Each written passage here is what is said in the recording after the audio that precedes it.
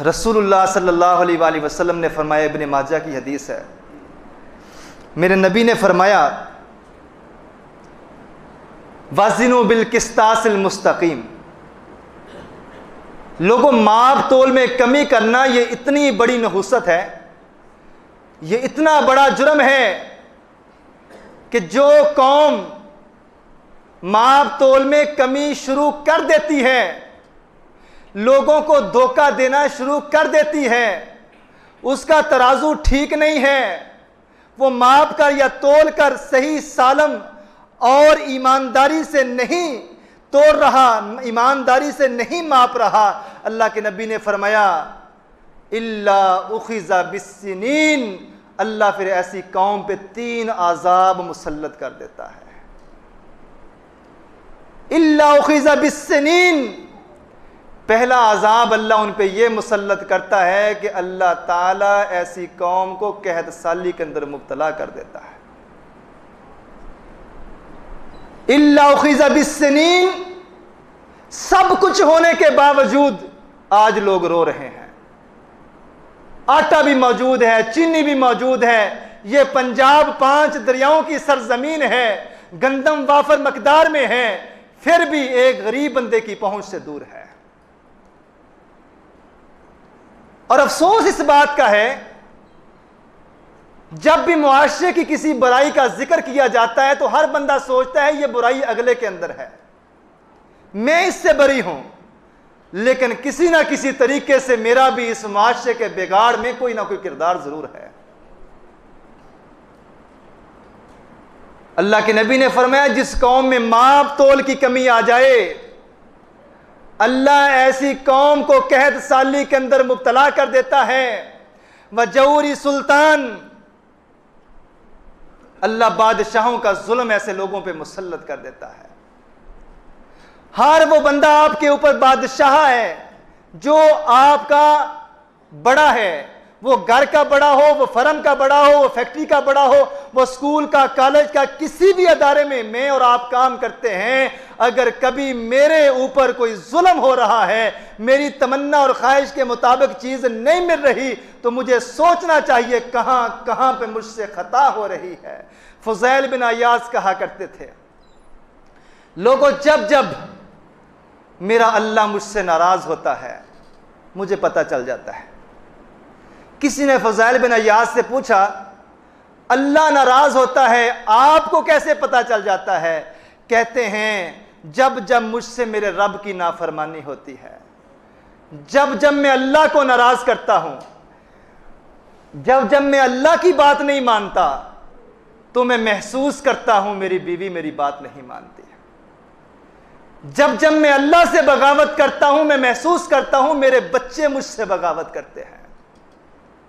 میرے خاندان والے میری بات نہیں مانتے، میرے ماتحت میری بات نہیں مانتے، اور تو اور جس کھچر پہ سوار ہو کے میں سواری کرتا ہوں وہ کھچر بھی سرکشی پہ اتر آتا ہے، تو مجھے پتہ چل جاتا ہے فضائل تو نے رب کبریا سے بغاوت کی ہے، رب کبریا کا حکم نہیں مانا، رب کبریا کی بات نہیں مانی، تو اپنے رب کے ماتحت ہے، اس کی سزا تیرے رب نے تجھے یہ دی ہے، جو تیرے ماتحت ہیں اللہ نے ان کو تیرا باغی بنا دیا ہے۔ آگے بڑھتا ہوں، ماپ تول میں جب کمی ہوتی ہے تو اللہ رب رحمان ایسی قوم کی کبھی پوری نہیں پڑنے دیتا، اور ایسے انسان کے پاس جتنے بھی آ جائیں اللہ اس کے اندر سے برکتوں کو اٹھا لیتا ہے۔ اور یہ سوچ بھی انتہائی ناقص ہے کہ زیادہ ہو تو بڑی خوشحالی ہے، زیادہ اور چیز ہے، برکت اور چیز ہے، کثرت اور چیز ہے، برکت اور چیز ہے، یہ دو الگ الگ چیزیں ہیں، میں نے اور آپ نے ان کو آپس میں ملا دیا ہے۔ بیچتے وقت، خریدتے وقت، اکٹھا کرتے وقت میں اس بات کو بھول جاتا ہوں کہ مجھے زیادہ لینا ہے یا مجھے بابرکت لینا ہے، جبکہ میرے دین نے، میرے اسلام نے تو مجھے حکم دیا ہے زیادہ خود بخود ہی زیادہ ہو جائے گا اگر اللہ اس میں برکت ڈال دے گا، اور یہ بات مجھے اور آپ کو کبھی نہیں بھولنی چاہیے۔ حلال کا ایک لقمہ بھی ہو تو حرام کے 1000 لقموں پہ باری ہے۔ حرام کا ایک نوالا بھی ہو، حرام کے 1000 لقموں پہ یہ بھاری ہو جاتا ہے، اور اس کی تاثیر انسان سمجھے یا نہ سمجھے انسان کو دنیا میں ہی نظر آ جاتی ہے۔ وہ برکت کی شکل میں آ جائے، وہ بیماریوں سے بچاؤ کی شکل میں آ جائے۔ جس انسان کا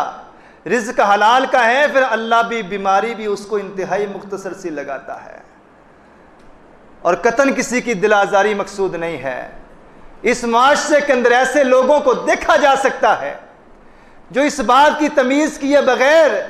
کہ میری دکانداری، میرا کاروبار، میری تجارت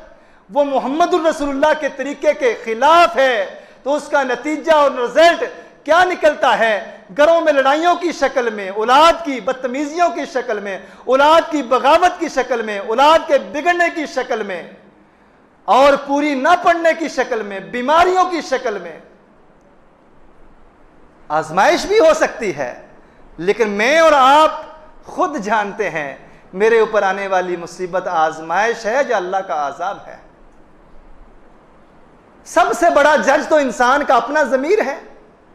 لوگوں کو مطمئن کر دے گا اپنی زبان سے، لیکن اندر جو بیٹھا ایک انسان ہے وہ انسان کو تو پھیڑے مارتا ہے۔ لوگوں کے سامنے تو اچھا بن سکتا ہے، لیکن تو کیا ہے تجھے سب معلوم ہے، تو جانتا ہے، تیرا آسمان والا رب جانتا ہے۔ کاروبار کے آداب میں سے چھٹا آدم میں نے آپ کے سامنے رکھا کہ ماب تول کے اندر کمی کر کے دوسرے کو دھوکہ نہ دیا جائے۔ رسول کریم صلی اللہ علیہ وآلہ وسلم ایک دن بازار میں داخل ہوتے ہیں، منڈی میں گئے، گلے کا ایک ڈھیر لگا ہوا ہے۔ اللہ کے نبی صلی اللہ علیہ وآلہ وسلم نے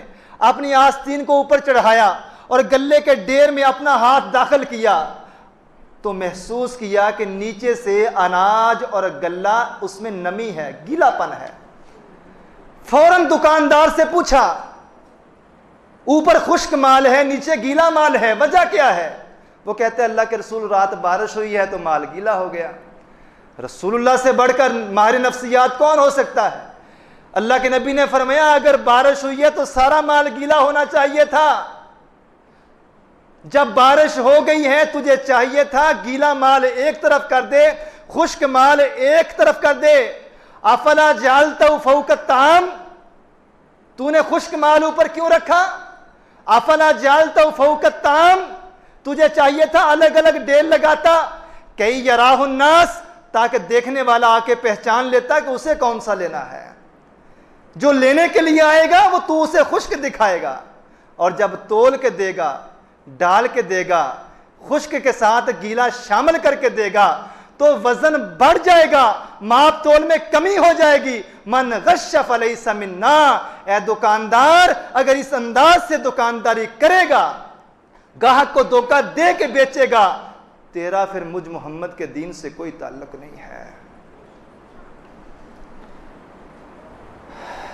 کیسی بدبختی ہے،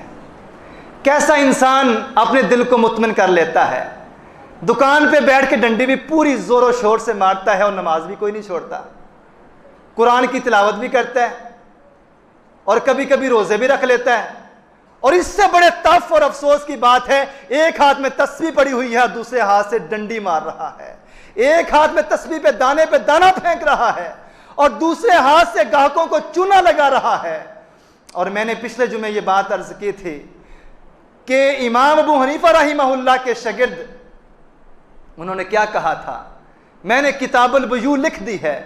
کاروبار کیسے کرنا ہے، کمانا کیسے ہے، بیچنا کیسے ہے، یہ آداب جو میرے نبی نے ہمیں سکھائے ہیں، شریعت نے ہمیں سمجھائے ہیں، اگر انسان کو یہ سمجھ آ جائے، اگر انسان کو یہ سمجھ آ جائے، میرے نبی نے فرمایا تھا ایسا سچا، ایماندار، کھرا اور ڈنڈی فراڈ سے بچنے والا اور سچ کی بنا پہ سودا بیچنے والا یہ ایسا عظیم دکاندار ہے کہ کل قیامت کے روز اللہ ان کو شہداء کی صف میں کھڑا کرے گا، نبیوں کی صف میں کھڑا کرے گا، صدیقین کی صف میں کھڑا کرے گا۔ یہ ایمانداری سے بیچنے والا، ایمانداری سے خریدنے والا، میرے نبی نے فرمایا یہ اتنا عظیم انسان ہے کہ اپنی ایمانداری کی بنا پر یہ وہ مقام حاصل کر جائے گا جو 5 وقت نماز پڑھ کے ڈنڈی مارنے والا بھی حاصل نہیں کر پائے گا۔ اصل یہ انسان کے ایمان کا امتحان ہے جب وہ دکان پہ بیٹھ کے کوئی چیز بیچتا ہے، وہاں پہ انسان کے ایمان کا امتحان ہے۔ اور میرے نبی نے فرمایا اگر یہ ایمان کی کسوٹی پہ پورا اتر لیتا ہے، میں محمد ایسے کاروبار کرنے والے، ایسے تاجر کو، ایسے دکاندار کو میں بشارت دیتا ہوں کل قیامت کے روز یہ اس صف میں کھڑا ہوگا جس صف میں محمد الرسول اللہ کھڑے ہوں گے صلی اللہ علیہ وآلہ وسلم۔ کاروبار کے آداب کے حوالے سے ہماری گفتگو چل رہی تھی، آج کی گفتگو کا وقت مکمل ہوا چاہتا ہے۔ کمنگ فرائیڈے انشاءاللہ العزیز خطبہ جمعۃ المبارک کا عنوان ہوگا کاروبار کے آداب۔ میں نے آپ کے گوش گزار کیے، اللہ کی توفیق اور رحمت سے اللہ ہمیں عمل کی توفیق عطا فرما دے۔ کمنگ فرائیڈے انشاءاللہ العزیز ہماری گفتگو کا عنوان ہوگا اسلام میں خرید و فروخت کے احکام۔ آداب اور چیز ہے، احکام اور چیز ہے۔ اب ہم سیکھیں گے کہ کون کون سے کام کرنا اسلام نے مجھے حلال ٹھہرائے ہیں اور کون کون سے کاروبار جو ہیں اگر میں کروں تو وہ اسلام نے میرے لیے حرام ٹھہرائے ہیں۔ بہت کچھ اس عنوان میں سمجھنے والا اور سیکھنے والا ہے۔ سارے دوست احباب وقت پہ تشریف لانے کی کوشش کیجیے گا۔ اللہ میرا آپ کا سب کا حامی و ناصر ہو۔ وآخر دعوانا الحمدللہ رب العالمین۔